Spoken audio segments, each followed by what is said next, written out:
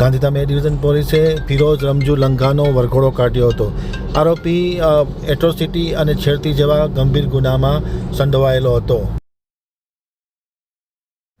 Instagram પર ખોટી ID બનાવી છેડતી તથા એટ્રોસિટીના ગુના કામેના આરોપીને એ ડિવિઝન પોલીસે ઝડપ્યો.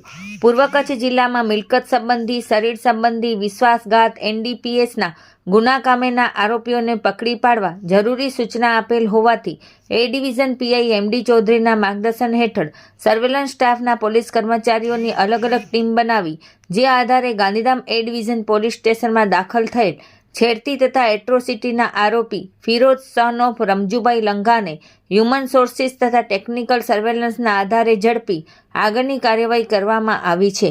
વધુમાં પોલીસે જણાવ્યું કે આરોપી ગુનાહિત ઇતિહાસ ધરાવે છે. આરોપી વિરુદ્ધ અગાઉ પણ અંજાર પોલીસ મથકે 4 ગુનાઓ નોંધાયેલા છે.